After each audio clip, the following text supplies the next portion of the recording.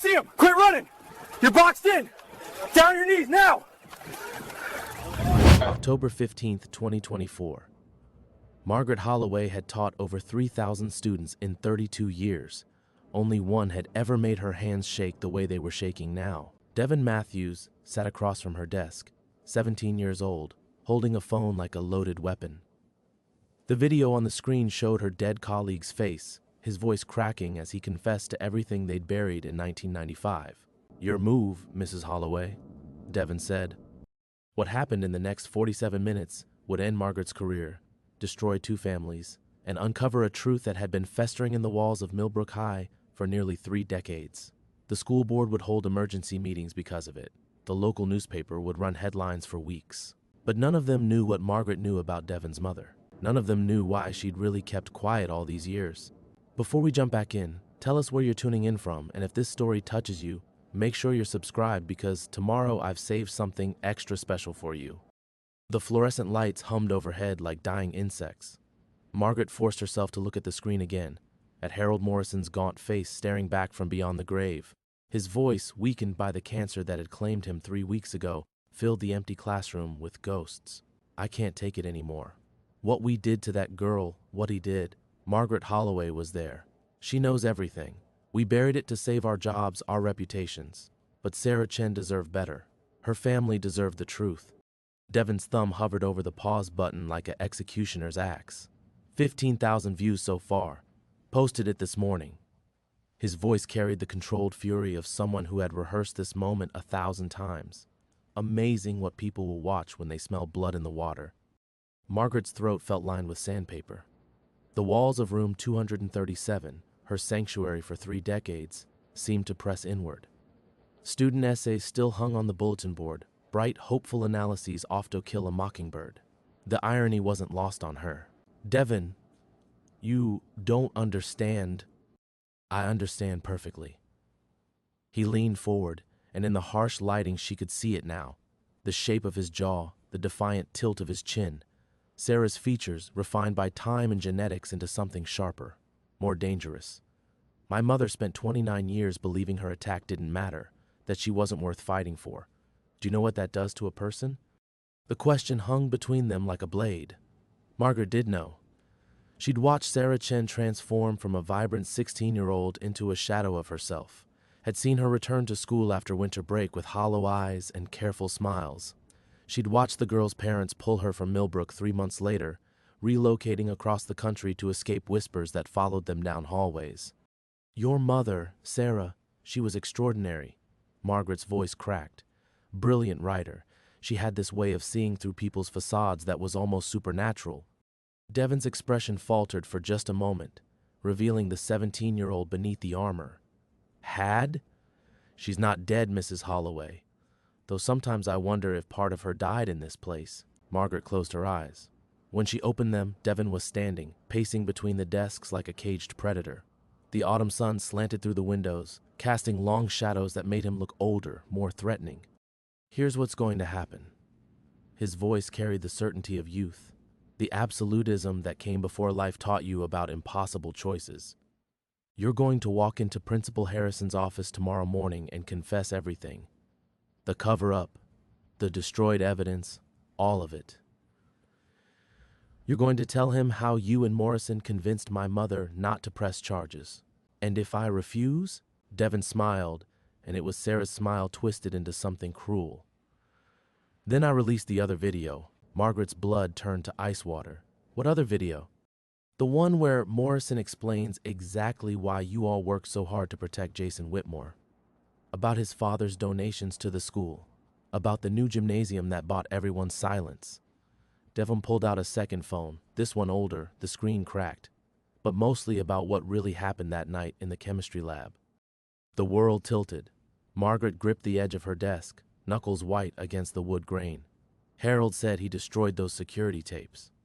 He kept copies. Insurance policy, he called it. Left them to me in his will, along with a very interesting letter." Devin's voice dropped to a whisper. "Funny thing about insurance policies, they're only valuable when you need to collect." Outside, a school bus rumbled past, carrying normal teenagers home to normal problems. Margaret envied them with a ferocity that surprised her. Inside this fluorescent-lit bubble, reality had warped into something unrecognizable. "You have no idea what you're dealing with," she said finally. "I know enough." But there was something flickering behind his eyes now, a hairline crack in his certainty. "I know my mother still wakes up screaming sometimes. I know she's never been in a relationship that lasted more than 6 months because she can't trust anyone. I know she moved us 12 times before I turned 10 because she was convinced people could smell her shame." Margaret stood slowly, her joints protesting after 32 years of classroom chairs and sleepless nights. She moved to the window, watching parents pick up stragglers from drama practice. Normal lives, lived in the light. "What if I told you that everything you think you know is wrong?" she asked quietly. "What if your mother's silence wasn't about shame, but about protecting someone she loved more than her own justice?" Devin went very still. "What are you talking about?" Margaret turned from the window, meeting his eyes directly for the first time since he'd entered her classroom. In them she saw Sarah's intelligence, Sarah's fierce loyalty, and beneath it all, Sarah's capacity for devastating truth. "I'm talking about why she really never told you who your father was, Devin, and why she'd kill me if she knew you were here." The silence stretched between them like a taut wire, ready to snap. Devin's face had gone pale beneath the fluorescent glare, his careful composure finally cracking. Margaret watched the realization bloom in his eyes. The same dark intelligence that had made his mother such a gifted student now turned toward a truth he wasn't prepared to face. "My father?" His voice came out smaller than he'd intended, the 17-year-old breaking through his orchestrated fury. "What does he have to do with any of this?" Margaret moved back to her desk, her fingers trailing along its familiar edge. 32 years of lessons planned at this surface, of papers graded by lamplight, of coffee rings and tear stains from student stories that broke her heart. This desk had been her anchor through everything: her divorce, her mother's death, the endless weight of 1995. Soon it would belong to someone else. "Your mother was brilliant," she said softly, settling into her chair. "Not just academically, though her essays on Hamlet still give me chills. She saw people's motivations, their hidden selves. It's what made her such an extraordinary writer." Devin remained standing, but his predatory pacing had stopped. "Stop talking about her like she's some tragic character in one of your books. She's my mother. She raised me alone while carrying this poison you helped put in her. She raised you alone because she chose to." Margaret's voice carried decades of carefully buried pain, because when she found out she was pregnant 6 weeks after the assault, she made a decision that probably saved more lives than you'll ever know. The color drained completely from Devin's face. "She was pregnant from—" He couldn't finish the sentence. Margaret's voice cut through his horror like a blade. "That's what everyone assumed, what she let them assume. But your mother knew the truth, and she protected it with her silence." Outside, the custodial staff was beginning their evening rounds. Margaret could hear the familiar squeak of Mr. Rodriguez's cart as he made his way down the hallway, the soft thud of classroom doors closing. Normal sounds of a normal evening, while her world crumbled around carefully kept secrets. "I don't understand." Devin's voice was barely a whisper now. Margaret opened her desk drawer and pulled out a small silver frame she'd kept hidden there for over 2 decades. The glass was cracked from years of nervous handling, but the photograph inside was still clear. A faculty Christmas party from December 1994. She traced her finger over one face in particular, a man with kind eyes and an easy smile. "Harold Morrison wasn't just my colleague," she said quietly. "He was my husband's best friend, my daughter's godfather. When she died in that car accident in 1993, Harold helped hold our family together." Her voice caught, or what was left of it. Devin moved closer despite himself, drawn by the raw grief in her tone. "My marriage didn't survive losing Emma. Richard blamed me for letting her drive that night. I blamed myself too." Margaret's fingers tightened around the frame. Harold was the only one who understood that grief makes people do impossible things. He'd lost his own son years earlier. "What does this have to do with my mother?" Margaret looked up at him, seeing Sarah's stubborn loyalty in the set of his jaw. "Harold was at the school late that January night, grading papers in his office. He heard the commotion in the chemistry lab. He found them there. Your mother and Jason Whitmore, but not the way everyone assumed." The fluorescent lights continued their insectile humming. Devin's breathing had grown shallow. Sarah was trying to stop Jason from destroying evidence of his drug dealing. She'd discovered his operation during her environmental club's inventory of the chemistry supplies.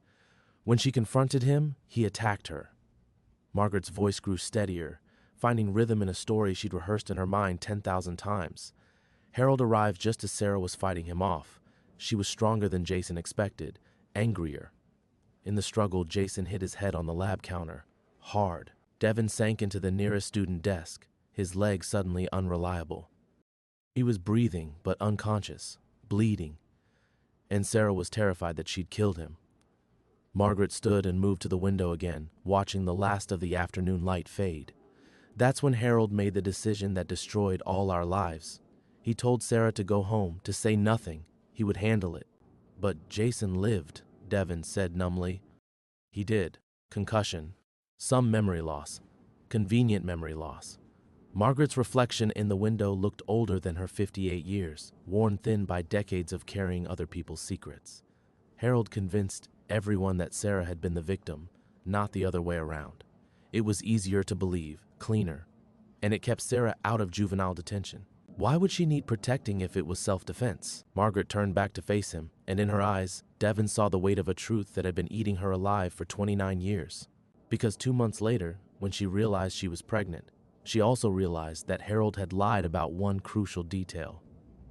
Jason Whitmore wasn't the only person in that lab that night. The words hung in the air like smoke from a fire that had been burning for nearly 3 decades. Devin's hands gripped the edges of the student desk so tightly his knuckles had gone white, his breathing shallow and erratic. Margaret watched him process the implications, saw the moment when understanding struck like lightning. No, his voice was barely audible. No, you're lying.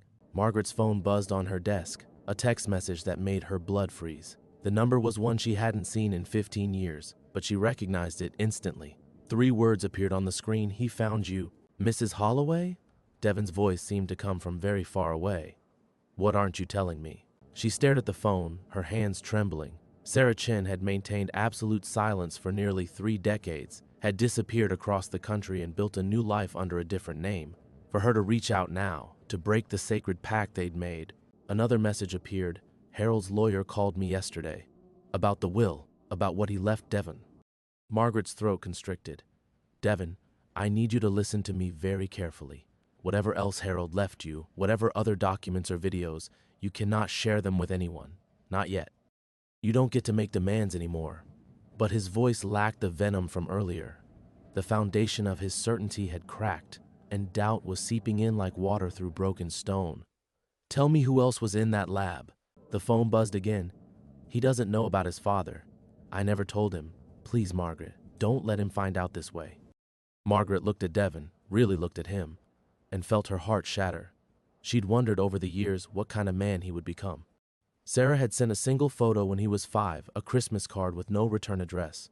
Just a little boy with serious eyes and Sarah's stubborn chin, holding a book that was probably too advanced for him. Now here he was, 17 and furious, and so much like his mother it hurt to breathe. Your mother loved someone, Margaret said finally. Someone she couldn't have, shouldn't have had. Someone whose career, whose family, whose entire life would have been destroyed if anyone learned the truth. Devin's face had gone ashen. Harold Morrison. He helped her that night because he loved her. Because they'd been meeting in secret for months, and when she called him from the chemistry lab, terrified and alone, he came running. Margaret's voice broke. He was 42 years old, married, with a reputation to maintain. She was 16 and brilliant and so desperately lonely after her parents' divorce. The fluorescent lights flickered, casting strange shadows across the classroom. Devin stood abruptly, knocking over the desk chair, and began pacing again. But this time he moved like a wounded animal, directionless and desperate. That's why she protected him, Margaret continued. Not because she was ashamed, but because she loved him enough to disappear rather than destroy his life. Harold thought she was protecting Jason Whitmore, thought she was covering up the assault. He never knew about the pregnancy until when? Devin's voice was raw. Margaret's phone buzzed one final time. The message contained only an address, a hotel downtown, a room number. Then, I'm here. We need to talk. All of us. The world tilted. Sarah was here, in town, after 29 years of exile. The careful architecture of lies and half-truths that had protected them all was finally collapsing. "Until I told him," Margaret whispered. "Last month, when he was dying. When the cancer gave him that burst of clarity and guilt that makes people confess their sins. I told him about you, showed him your school photo from the yearbook. That's when he realized what Sarah had sacrificed to keep his secret." Devin stopped pacing. The videos, the confession. He made them because he finally understood that his moment of weakness had cost your mother everything. Her family, her home, her future. He thought he was saving her from juvenile detention, but really he was letting her save him from scandal. Margaret stood, her legs unsteady. "The confession video you showed me?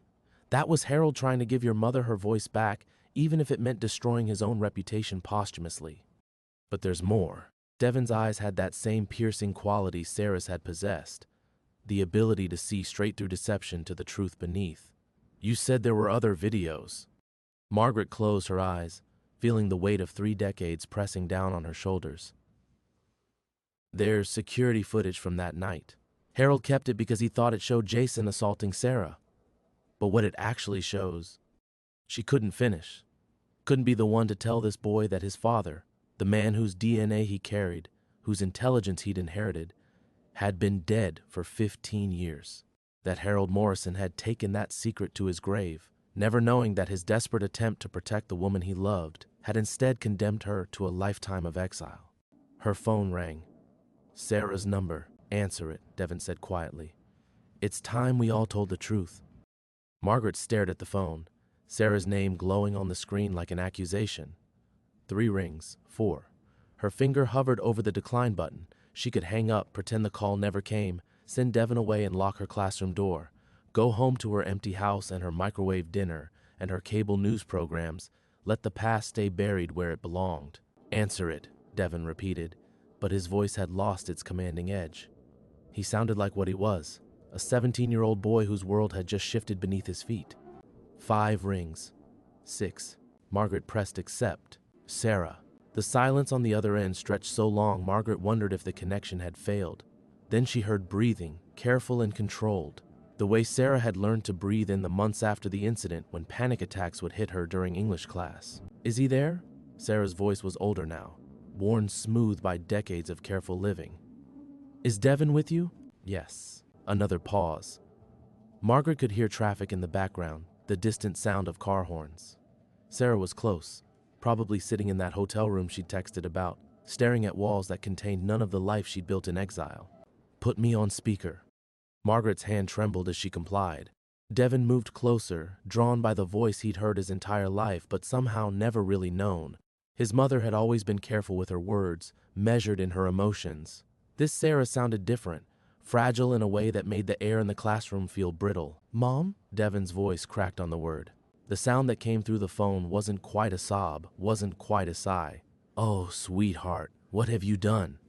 "What I had to do." But his earlier conviction was gone, replaced by something desperate and young. "Harold Morrison left me things, Mom.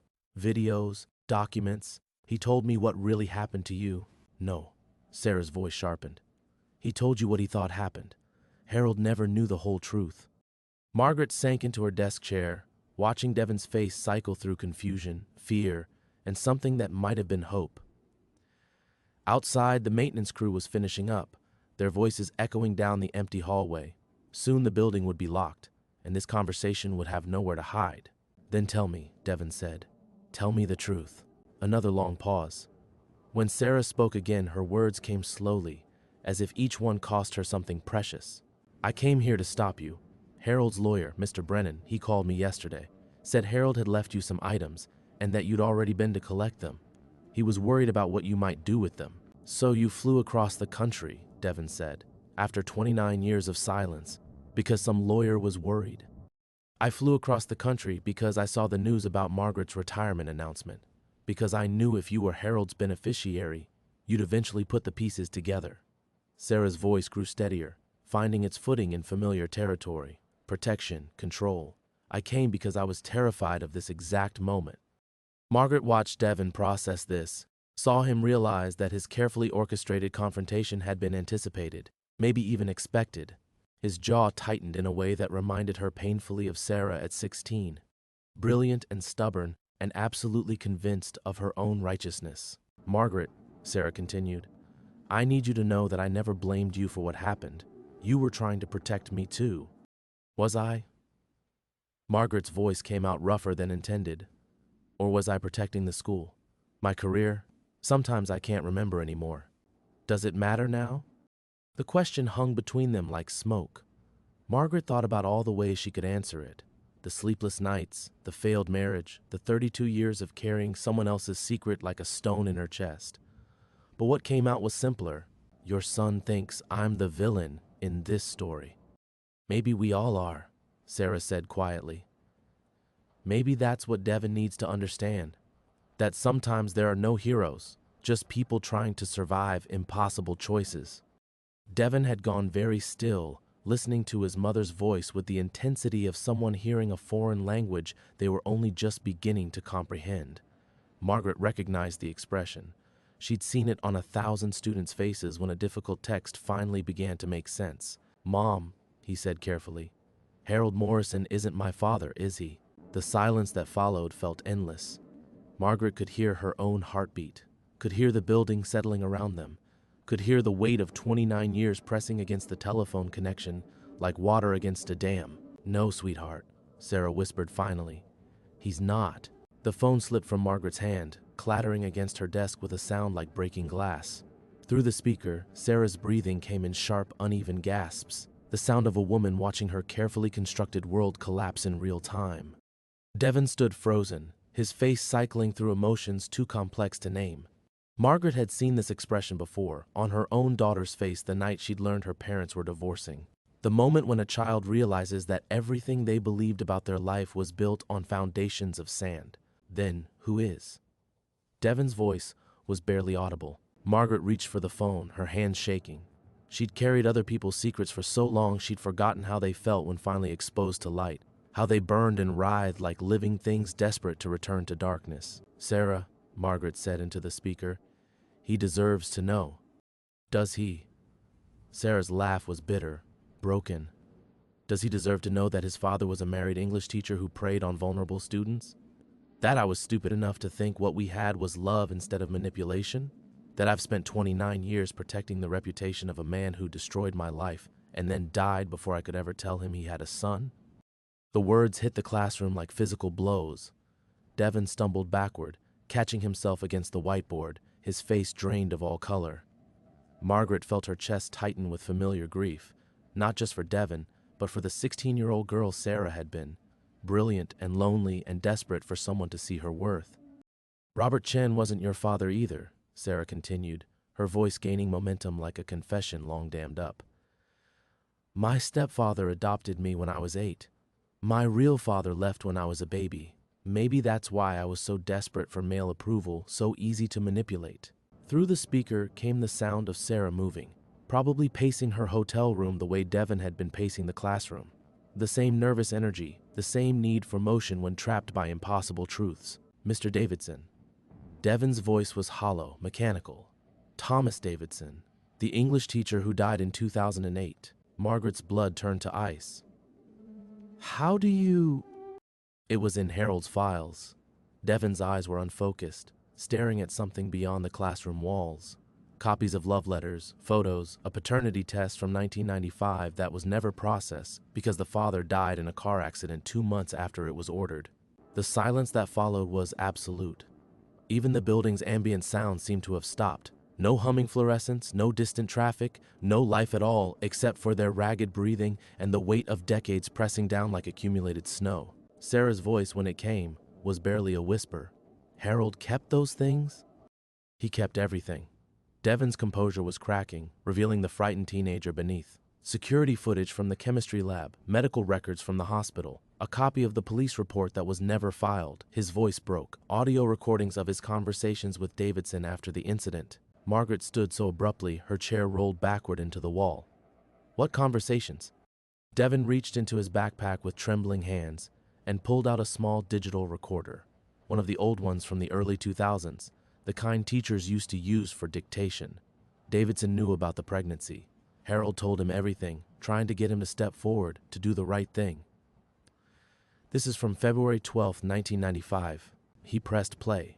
The sound quality was poor, muffled by years and distance, but the voices were clear enough. Can't just abandon her, Tom.